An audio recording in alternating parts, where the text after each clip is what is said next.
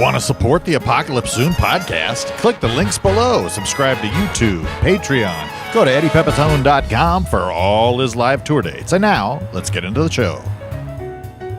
Ladies and gentlemen, boys and girls, dead grass, living grass, beautiful huskies, welcome to Apocalypse Soon, the podcast with no upside. And here he is. He's got the baby blue shirt to match those baby blue eyes. The gold on the Apple Watch is sparkling in the setting sun. And it's him. He's the man. It's Eddie Pepiton. Good evening, good morning, good night. Ladies and gentlemen, you're listening and watching, or both, or whatever, Apocalypse Soon, the podcast with no upside. Hey, how are you, Kevy? Ooh, I'm doing real good. I'm living, learning, laughing, loving. You know, laughing, loving. I love it. I try to do as many bumper sticker lifestyle things as I possibly can. You know. I try to live with that kind of attitude, you know, if you can read this, you know, the bitch fell off or whatever it's called. I try not to use that word. You know, that's more of a later in the podcast kind of word. What word? Bitch. It's not good. It's bad. I don't know. You know, it depends. It depends on how it's used. Yeah, it's true. It's true. Quoting a T-shirt, I feel comfortable with it. How have you been? I've been okay. Yeah. I've been definitely kind of hibernating underground. We went out Sunday. We recorded a pod on Sunday, and then we went out to a very deep Italian thing. Yes. Little Tony's, which is a, one of these older Italian places where it's old school. The chef will just come out and... You know, it's like the type of thing where the chef showers in the restaurant. You know what I mean? He never leaves. He's very committed. Well, it's just that the chef, it's like that's his place where he lives and stuff. You know? I haven't left this restaurant in 35 years. I sleep here. I was married here. Our specials tonight are world domination with a pesto Alfredo sauce. A little nice marinara, a little bit of a meatball. Yeah. Oh my goodness, that's a pregnant lady. Oh. People still having children. I guess that's what you do. I mean, what else are we gonna do as a race? Stop having kids? You ever have a near scare, a near miss on a kid? What's that? You ever almost have a kid, or me? Thought you were gonna have a kid? You know, look, my private life is something I don't want to really splash all over. All right. No, I apologize. I'm sure I've had a couple of those, but there's a service I use, 1-800 make the problem go away. 1-800 bye bye baby. 1-800. It's like 50,000 cash. A guy comes, meets you at a bus stop. Takes away the problem. A lot of small businesses are running at bus stops. You know? Yeah, very. You ever see a therapist who interviews? A therapist who sees their clients in a Starbucks? No. Is that real? That can happen. That's wild. I think it's happened before. I mean, it must. Both parties are not doing well in that scenario. The shrink, shouldn't be seeing patients in a coffee shop, and the patient obviously is all fucked up too, because you don't want to shrink. You don't want to be in a coffee shop and crying about your treatment as a young adult. Yeah. And then, there's a lot of, you might run into some old people from high school, at the Starbucks, or, maybe there's a family drinking a frappuccino and you're talking about your mom. It's no good. It's very bad. By the way, is this true that Donald Trump was on Theo Vaughn's podcast? Yes, it is. Yeah. Yeah, dude. Yeah. I hear Trump is trying to get on Kill Tony, but the line is too long.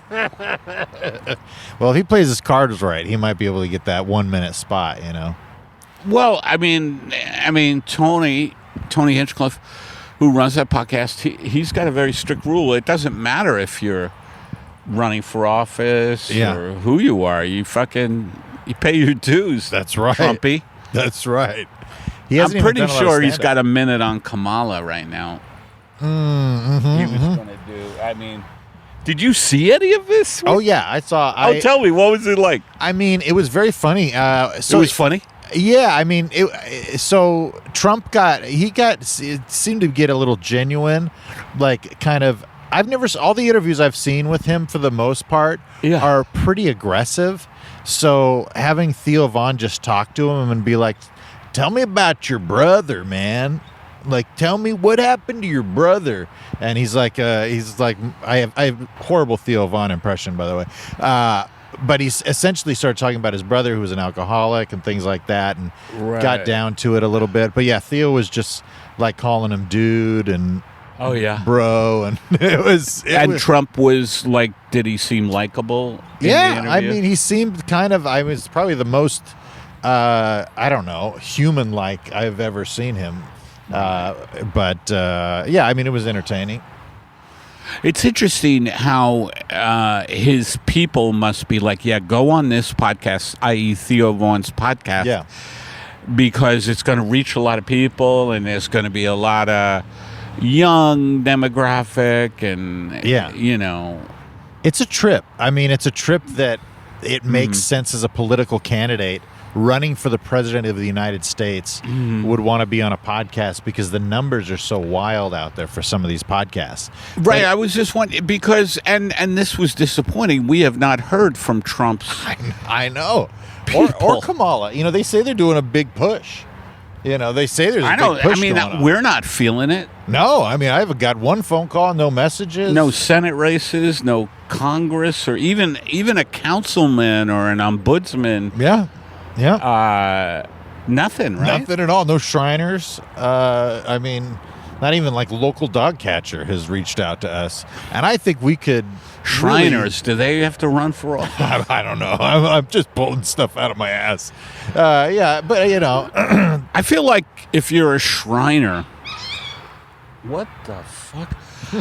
I feel like if you're a Shrine... Oh... They're having fun. Hey, buddy. Hello. Hey, pal. Why are you? Hey, pal. I'm sorry. It's okay. You were terrorizing that little dog. Luckily, the dog. We had a husky. It looks like a lot of huskies out in the park today. And luckily, that dog was apprehended. It was terrorizing a small dog. Yes. And that happens, I like to call it the law of the jungle. Yeah. Survival of the fittest, Darwin. It's we almost got eliminated from the gene pool right now. If that dog wanted to, but it seems sweet. It was very sweet. Hey, just wants to play. Do you think Al and Margaret have ever had a near miss, a close call with parenthood? I don't. I feel like they're very safe since they don't exist. Yeah. You know what I mean? Like I feel like if you don't exist, it's hard to bring something into the world. You're kind of out of harm's way. Well, it's just harder to bring something into the world if you don't exist, Whereas if you are in the material world, we're in form right now. The world. What's interesting is that the world is different to everybody. Like what you see right now, and you see these people and the dog and everything, I see it differently than you. Yeah. You know, I mean, I don't know if we could ever articulate what it is. You know, like, you know, I always see things as hostile. Oh, yeah. You know, I mean, not right now per se, but I always am looking for danger. Well, I mean, a lot of times when we're Whereas I don't recording- think you are looking for danger. No. I'm excited for these guys. I see a lot of people, you know, bettering themselves out here, and you know, this guy right here. Well, that makes me angry. No, it does, to see people bettering themselves. And don't think I've forgotten, folks, about the fact that the chef at Little Tony showers. He showers right in the middle of, and it's interesting, it's like an open kitchen type thing. You know the open kitchens where you could watch them cook? Oh, yeah. That's kind of a cool thing, isn't it? I to like watch people in restaurants, Yeah. you know, cook. I like to get a little bit sauced up and there's You like to get sauced up? I get a little sauced up when there's an open kitchen, and I like to yell things like, "You're cooking now, baby," you know, and then the chef's like, "Yeah, Hey, why don't you leave that on the heat a little while longer? woohoo, it smells good, pal." That don't look medium rare to me, my friend. I think you got to leave that on a little bit longer. Order up, I'm up. Great job tonight, Bill. Oh boy, but yeah, that open air concept. He showers in the middle of the it's open air showering for the staff there. You know, It's nice because you know. well, I don't know how nice that is to see the chef soaping up, and he sings when he showers. You know, the chef at Little Tony's sings when he showers. He's like, "Boo, boo, boo, boo, I'm gonna make it a nice red snapper. Bada boo, I'm gonna make it a nice ossobuco. Ba ba ba ba ba ba ba ba ba ba ba ba ba." I mean, He that's- sings a lot. It seems pleasant, you know. It seems nice. Are you able to see his full nude body while you're ordering a carbonara or whatever? First of all, let's again talk about the difference between people who say naked and nude. Ah, yes. Do you see his naked body? But you chose nude. And I feel like people who choose the word nude are more inclined to have more sex. Oh, yeah. Because nude, it's a connotation. It's like French to me. It's like painters painted nudes. They Yes. didn't paint nakeds. It was nudes. tasteful, yeah. You know. Have you ever been to on that subject? So anyway, I think you give yourself away a little bit when you say, you know, you see the chef nude. I think it means that you like to play in bed. I guess. I mean, I won't turn it down. You know, I'm a guy who says yes. You know, yes. You have to say yes to life. Yep. Say yes. Say yes. By the way, I may get the pep talk in quicker than normal, but say yes. Say yes to life. Life isn't easy, you know, and sometimes we're our worst enemies. We're our worst enemies sometimes. And you know what you have to do, folks? Turn off your mind. And I know that's difficult and it almost sounds contrary. But turn off the goddamn incessant grooved pattern of conditioning. Can you turn off your conditioned mind, Kev? I try. Because I have a lot of nasty conditioning. Yes. You know, I don't know, just nasty voices that I've had in my head for a long time. I'll hear a siren occasionally, and there are no sirens, and I just hear one. No, folks, that was a bit of a joke. There was a siren, but I just realized that turn off your mind, breathe, Stop worrying about the future. Stop regretting the past. We're right now in a field. We're in a dying American empire. We're in a dying field. Well, the field, man, it gets so, man, the sun has, like, destroyed this. Oh, yeah. This grass here, but... there goes a FedEx plane. You know, it's nice to see a FedEx plane up in the air because I have things delivered across the country, and right now that I sent someone a pair of nunchucks. Ooh. And hopefully they're getting them. I sent a pair of nunchucks to a friend in North Carolina, and I hope they get them. Hey, by the way, what were you going to say? Well, I was going to say, Max sent us a scary story that we didn't Oh, get a yeah, we chance forgot read. to read Max's scary story. I felt bad about that. Yeah, so I didn't know if you wanted to Yeah, read that. we were talking. Well, we did this, and it's getting dark already here. Yeah. Boy, it gets dark quick. I mean, it sneaks up on you. It's the world keeps on turning. You know what I was thinking? Fall back. When does that happen? Oh. The time. That's when it get. That's coming up, huh? September. Yeah. When? I don't know. You don't know, Dude, sometimes... I don't know why I ask you these things. Sometimes when I'm with you, I feel like I'm on Jeopardy. Like, we're like, I'm like, what is September 3rd? So do we want to read Max's thing, or do you want to? Yeah. Okay, let's do it. Yeah. This was, but give it some context. This was when we were doing scary stories out here. Yes. Well, Max saw that episode, and I hope so, or else how does Max know to send us a scary story? Well, he saw it, and he mentioned Looks that like we didn't- another FedEx plane. Oh, they're shipping, baby. He sent us an email, but we didn't read it. And he was a little perturbed by that. So I'll read it here. From Max, scary story. Hello! I'm following up on your request during the latest pod ep to send in scary stories. Some context. My family and I are from the east end of Long Island. But from 5th grade to 9th grade, I lived in Virginia before we moved back to Long Island. Now I live in upstate New York. When my family and I lived in Virginia, we owned a little over 5 acres of land with a long background surrounded by woods. Late at night, because I was a weird kid, I would go jump on the trampoline in the backyard and listen to music through my earbuds. My family never understood why I wasn't scared at night outside until this incident happened.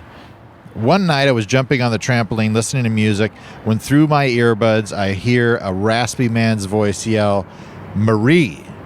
I was so startled I ripped off my earbuds out of my ear. There was no part of the song lyrics anywhere that said Marie. Now looking around, I heard the man's voice again come from our neighbor's house. An older woman who was a widow. The voice was coming from my neighbor's open carport. It continued and said, "Marie, you fool, believing in your God?" I then remembered my Catholic mother's middle name was Marie. I ran inside crying, locked the door, and went to my parents' bedroom to tell them what happened. They listened, but I didn't reply with anything substantial. I didn't know how they knew this, but the next day my parents told me that the neighbor where I heard the voice come from, her husband used to beat her, like really bad domestic violence. One day the older woman went outside and found that her husband hung himself in the carport. Like Eddie said, living and dead. There are definitely... Eddie said what? Like Eddie said, living and dead, there are definitely demons walking amongst us. From Max. Yeah. Well, what do you make of that story? Let's hear your thing. I mean... What do you think, do you think Max heard a ghost? A guy who beat his wife? Was he the guy that he heard, like the unsettled spirit of someone who behaved very badly in life and is looking for some kind of... I do think that that's possible. I mean, especially if it's a situation like that, where it happens before you realize, then you hear the information later. But I don't know. Well, what do you think? I mean, sometimes, you got to beat your wife, and then... I wasn't expecting you to say that. And then, it gets sad, and so you gotta. This may be why we don't get big people on the podcast. Statements like that. Who said that? Was it Charlton Heston or What did Heston say? or it was Sean Connery? He said something like, "Sometimes you gotta smack them. Sometimes you gotta smack them around."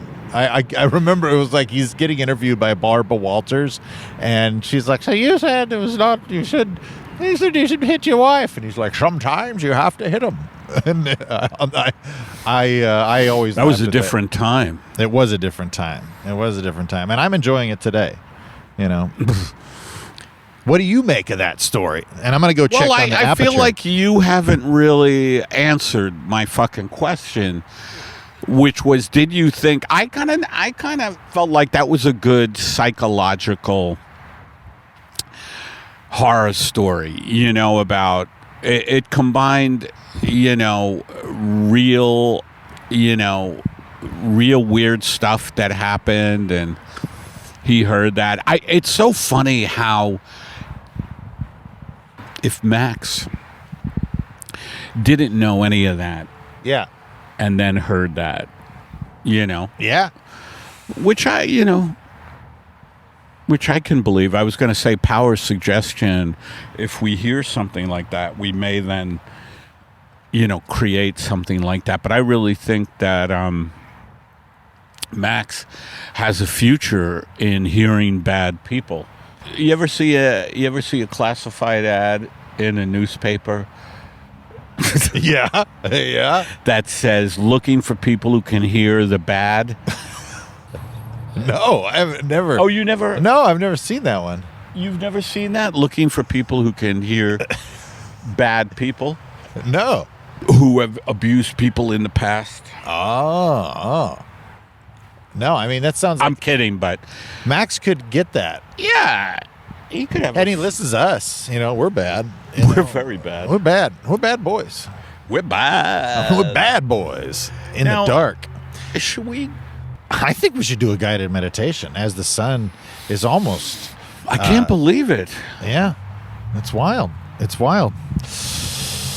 Well, as the world turns and hides the sun for another dark night, it's time for guided meditation with Eddie Pepiton. All right, everybody. I want everybody to just get your spine straight. A lot of people's spines are crooked. You have to get your spine straight if you're gonna do a guided meditation. So sit. You can see how I'm sitting straight up. Sit straight up like a ballerina, or who sits straight up to a vent dummy, like things that sit straight up. A hard cock, right? Just someone who's frightened,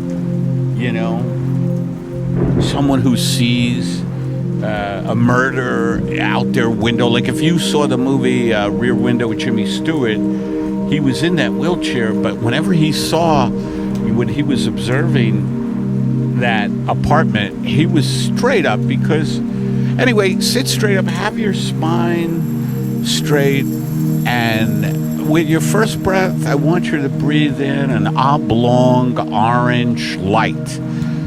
Breathe in an oblong orange light, and and what I want you to see with this light is I want you to be able to see, this light is in the middle of your chest. So see this light in the middle of your chest, and this light, let's say this light, I want you to imagine that this beautiful orange oblong light is on the run for a series of robberies. This oblong orange light knocked off a bunch of gas stations, mini marts, those quick fix-it things, the AM, PM, all those gas station type stores. This oblong orange light has, with, let's say, a yellow glowing warm light. They were a pair who were robbing these convenience stores across the eastern seaboard, and now it's in your chest. The yellow light was caught and is currently in Sing Sing, which, by the way, has a great glee club, right, and choir, and it's just so on the nose as far as like that jail that it's produced some of our best singers. Mel Torme, the Velvet Fog, he did a little stint in Sing Sing. Who else was in Sing Sing? Andy Williams, all the rappers. So anyway, you have a fugitive in your chest. It's oblong, it's orange, but it's sending out this glow, and also it's on the lamb in your chest, so it is nervous. The cops. There's a helicopter above your house, so imagine that. There's a helicopter above your house. So with your next in-breath, I want you to breathe in the fact that the cops are closing in on your chest.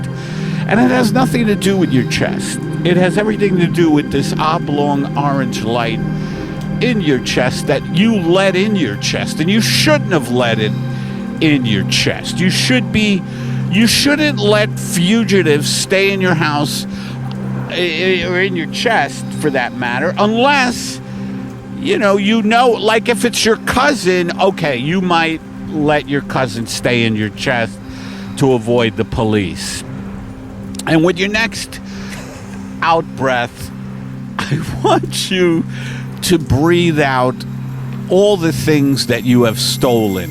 Like if you've stolen little knickknacks and barbershop quartets. Like you ever steal a barbershop quartet? I did when I was drunk once. I had no idea. It was 4 guys singing horrifically, and I just rolled them up into a rug and put them in my car, and I tried to sell them on the side of the street, and nobody wanted them because they were singing and they were human beings. They knew I didn't have a right to. So with your next in-breath, I want you to breathe out all the things you've stolen. Barbershop quartet. An ashtray. I've stolen it. I've taken ashtrays from airports. I've taken ashtrays from theaters. I've taken. This was in the days when there was public smoking, and this was a while ago. I'm dating myself, but I've taken a lot of ashtrays. I've taken a lot of handguns that were lying around. If you've taken handguns, ashtrays, barbershop quartets, or just even knickknacks. A lot of people these days steal phones. I just read something in a newspaper where a woman was jogging and a guy jumped out of a car and like threw it to the ground and took her phone. And that's why I say always get the 5-year protection warranty on the phone, and carry a little taser if you can. As a matter of fact, I've been starting to dabble in making tasers. I make them in my basement. I'm like one of Santa's elves, except making things for the police and the authorities. So, all right, I hope this meditation, to breathe it in and out, and just oblong orange on the lamb. You don't want to have, there's a helicopter, all of that. Breathe out everything you've stolen, and take it away, Kev. Thanks for joining us on another guided meditation with Eddie Pepiton. Boy, that one went off the rails. You know. I mean, it happens, you know. What's the bit we haven't done in a while that, you know? I don't know. I mean, there's been a lot. We haven't given a toast. You know what? I really have been enjoying just a message to men in the hospital, or a message to a man in a hospital bed. Or could you? There's a guy out there who's in traction right now. You know what I mean? He can't move his head. He's in traction. Yeah, he's in traction. He's got the pins in his head. Pins in his head. Yeah, he can't move it because he's probably going to be okay, but we don't know. It's all on the brink. And do you want me to give him a reason to live? I think so. I mean, isn't that what you do? It's kind of what I do. You've given me so many reasons. Well, and now a personal message from Eddie Pepiton to a man in the hospital. Hey, you, and you know who I'm talking to. Yeah, it's you in traction there with pins in your head. Look, let me tell you something. Right now it seems bleak, okay? You're in a lot of pain. You can't move. You have pins for some reason in your forehead.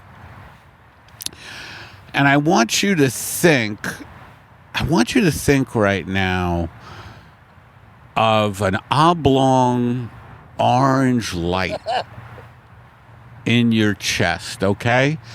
Now stay with me, Mr. Traction, because first of all, you're the one who got yourself in this, okay? You're the one who decided to do an activity that was obviously very dangerous. Now, if you want, I will tell the activity to our audience. All right, this gentleman was having sex with a new paramour. He's already married, but he found a new paramour, a new mistress, and you decided to have sex in what you thought would be a fun thing, which is to lay down 10 apple pies, 1 blueberry, 1 rhubarb pie, and make love on it, and you wound up really hurting your back. Really hurting your back very bad. And I'll tell you, I could have told you that right away, because I've made love in pies before, and you're never supposed to make love in the vicinity, even in the vicinity of a rhubarb pie. Yes, you could do apple. Yes, you could do peach. Yes, you could do blueberry pies. As a matter of fact, it's imperative that you do blueberry pies. But rhubarb? You were asking for trouble, bud. All right, so go with me. See an oblong, orange, warm light, and this light has been on a string of robberies. Small gas stations, small little convenience stores, taking things like, you know how some of these stores on the highways and byways of America, they will sell things like hoodies and t-shirts and trucker caps. Well, that's what this light, orange oblong light stole. It liked hoodies and caps, and it liked that type of thing, even though it was an amorphous orange, warm, glowing light. So put that light in your chest, but know that police are looking out for it, okay? And police are circling your hospital now, and I want to give you a reason to live. Okay, that was the original. That's right. That was the original point. And I'm getting carried away with this oblong orange light, but I was dared by a friend. He told me, I want to see you make a podcast revolve around an oblong orange warm light that's a fugitive from the police, and I'm trying to do it. But if you're in traction, I'll tell you why you have a reason to live, because you never know what you can do. No matter how badly disformed you are. For instance, Oscar Pistorius, no legs, fake legs. He was able to shoot his girlfriend. That is how he transcended not having legs. He killed. I don't know if it was his wife or girl. Was his? I don't know. I'm not sure. You don't know anything. He doesn't know when we fall back. Do we fall? Is spring ahead, fall back? That's but right. you don't know when we fall Don't know back. when it's happening. Not sure. I would think it's soon. Or is it at the end?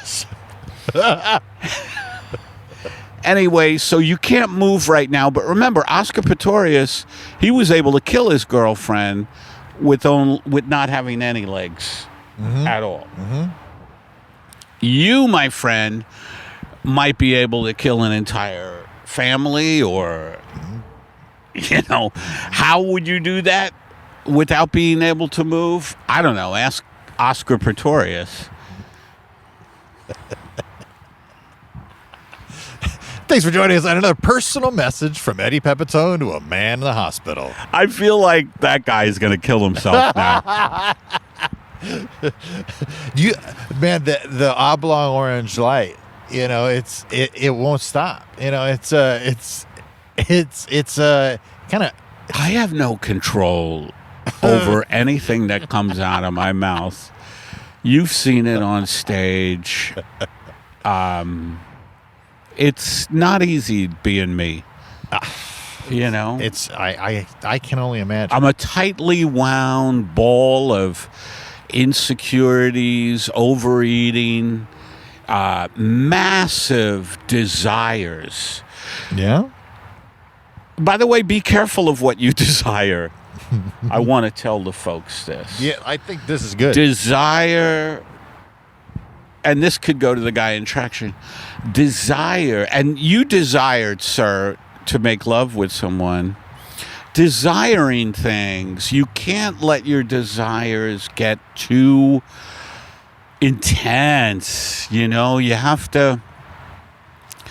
Boy, this is something I'm learning the middle way. You can't completely, indulge every whim, every desire. You kind of have to have what, the yin and yang, the balance, the push and pull, two sides of a coin, push and pull, right? Yeah. You can't go all the way to one edge, Yep. My dad always used to say balance was the key to life. Right. Your dad was he was a tight Rope walker. No, it's not tight rope. That's not what they're no. What do they call it? High tension steel pedestrian. By the way, the greatest documentary you ever want to see is Man on a Wire. I love that documentary. Philippe Petit. Yes. Walking between the Twin Towers on 9/11. No. Obviously before 9/11. That would have been such a different documentary. That would have been hell. That would have been a very different Because they were on the roof for that. Yeah.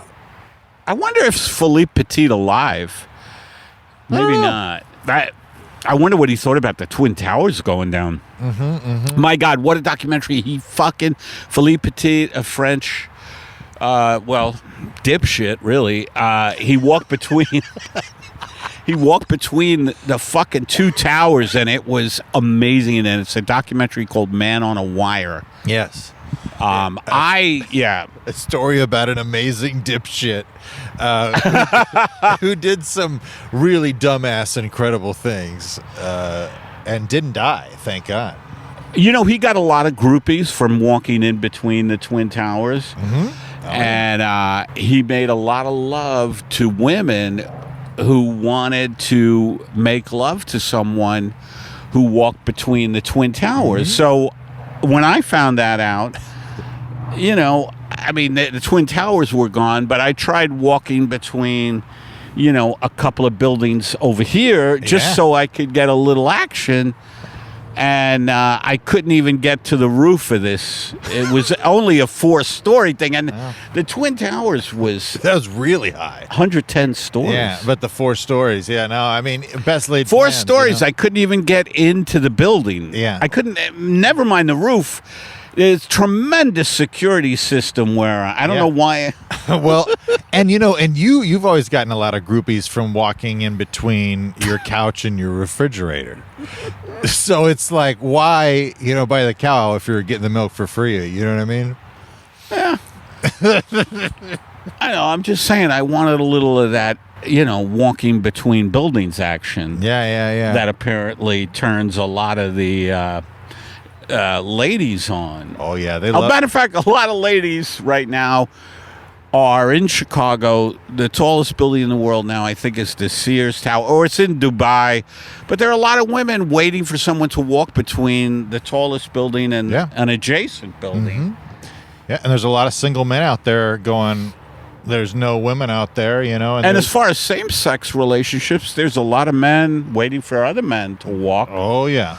Trans people. I mean, all kinds of people are waiting to walk. Yeah. You know. People we don't even know about are waiting for men to walk across buildings as some sort of erotic type of foreplay. It's amazing what you find out about the human being. The human being. The human being. And I don't mean BEING, but BEAN. The human being. Oh, yeah. A bean that is human, which is usually it's a pinto bean. Mm-hmm. You know, sometimes a red kidney, right? That's right. That's right.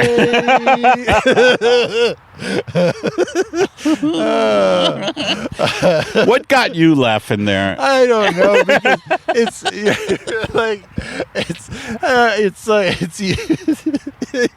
you're like, I'm not talking about a bean. I'm talking about a human being, a pinto or a black bean, and I'm just like,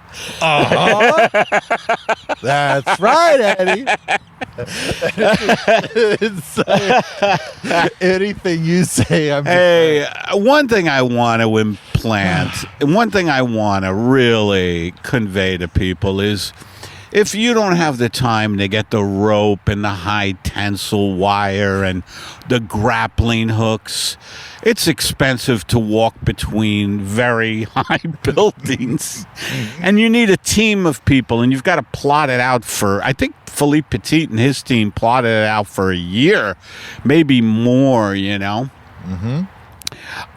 But if you don't have that kind of time, that kind of money, you can also just make love to people in a very traditional way, which is to say, very awkwardly, would you like to go for coffee? You know, say it very awkwardly.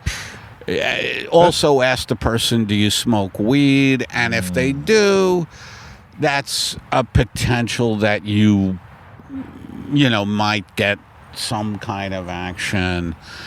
Because I think that people who smoke weed tend to be a little more promiscuous. Oh yeah. I think people are, you know, they're having fun, they're living on the edge, you know. Well, you know, I don't know, alcohol, I know they call it a social lubricant. Yes. Right? Yeah. Social lubricant. And by the way, if you're buying social lubricants, go to CVS. They have a great sale right now on all the lubricants. You ever try to find a lubricant for the bedroom and you feel like you're a drug addict looking for, you know, I have a particular lubricant that I love. It's called WD-40. And they always lock the WD-40 behind the glass. Yeah. You do use the red straw on it? Yes. Oh, you gotta love the WD-40. Of course, I use the red straw. I'm not an animal. I'm a gentleman. Yeah. Oh, that's good. Yeah, I hate that everything's under the red lock straw and gets key. into like the places I want it to go into. The crevices. Yes. Yes. Yeah, they lock up everything. What do you think about that? Everything's locked up at Not the everything, CVS. but a lot of things are. What I understand is a lot of them are used in the making of meth. Yeah, And I don't know if it's antihistamine or... it is. It's Sudafed. Yeah, Sudafed's Sudafed. the big one. I'm like, what if you have allergies? I tell the pharmacist. And she goes, yeah, well, you just press the buzzer. It's hilarious now. You're supposed to press a buzzer and they come open up Yes. the thing. But they never open up the fucking thing. They take their They sweet never time. answer the buzzer. So I just start yelling, hello, I'm a fucking human being here. And someone will yell, B-E-I-N-G or B-E-A-N.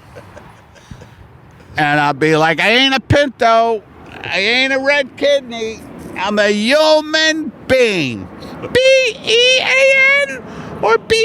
I just told you. I am not a pinto. Well, you could be Canelli. Well, you could be a Tuscan bean. Have you ever tried Little Tony's, the Italian place? They have great Tuscan bean. You mean the one where the guy showers in the middle of the restaurant? Yeah, the open shower. It's why me and my husband go to Little Tony's. Oh, really? Why? To see the chef showering? Yes, he's very well put together. He's got a lot of definition. He's got more definition than a dictionary. Oh, you really like this guy, huh? Well, my husband got jealous once because I tried to slip him a note when he was showering, but the note got all wet. What did it say on the note? Meet me in the parking lot after dinner and I'll give you a nice humdinger. Oh, well, that's not nice to do to your significant other. Yeah, well, life is short, pal. Well, could you open this fucking thing? I want to get some Sudafed. So it's not B-E-A-N? Come on, lady. All right, I'm just trying to have some fun with you. All right. I don't know. It gets so lonely here at CVS at night. Let me ask you a question. Are you dead? Am I talking to a spirit? All right, you got me. I died many years ago. I died the night before 1899, New Year's Eve, I died. What happened to you? I don't know. What do you mean you don't know? I don't know, I never paid much attention to what I was doing, What are you talking about? You died. You must know. No, I just...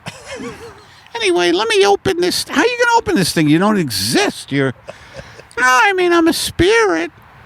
You're kind of orange, huh? Yeah, a little orange, little oblong. Have you been robbing little gas station type things, PM, AM type things? No, I haven't been. All right, I did rob one PM. PM, AM, yeah? Okay, I robbed an AM and a PM. No, but that's one place, isn't it? Yeah, you're right. Did you ever rob an Arco?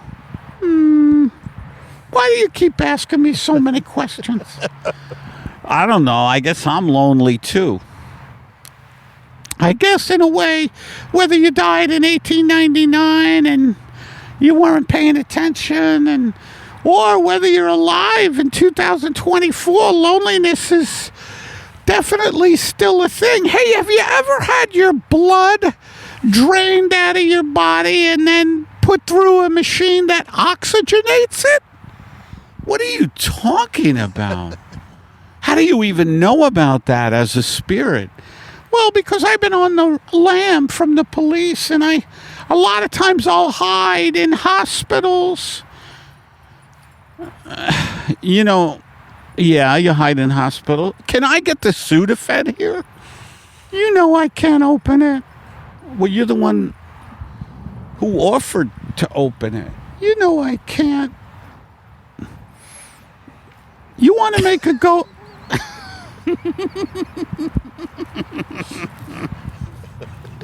You want to make a go of it? What do you mean make a go of it? You want to have a relationship with me? You're an oblong orange glowing light that's robbed places. You died in 1899? Yeah, but I'm willing to make a go of it with you. All right, you want to hop in my chest? Okay. And thank you for stories of the distant history in a CVS. Well, I feel like I don't know if we can do any better than that. The light has really gone to shit. the light has gone out. And, as the light is entering our hearts and minds, the light's going out all around us. And Right. speaking of which, if you want the light to continue to burn in your life, go over to eddiepepitone.com. See the man live. It's a great experience that you'll never forget, for good or bad. You won't forget it. Go over to youtube.com/EddiePepPodcast, and we would strongly encourage you to subscribe over there. We're creeping on 3,000 subscribers over on YouTube. Is that right? Oh, we're creeping. We're creeping and we're creeping and we're creeping. And then, of course, patreon.com, $5 or $20 is our Patreon supporters, where you get this podcast the day that it comes out, the full 4K video version. And you also get some exclusive Eddie Pepitone stand-up clips. So go check that out. You can subscribe as a free member and get some little previews and whatnot. So go and check that out as well. And also, folks, should have said this up top, but EddiePepitone.com, you'll see that I'm going to the East Coast. Early October, come and see me if you know what's good for you. Otto Bar in Baltimore, the Space Ballroom in Somerset, Massachusetts, Hamden, Connecticut, just a bunch of East Coast places, so please come down. That's it. That's it. And thank you for watching Apocalypse Soon, everybody. The podcast with no upside.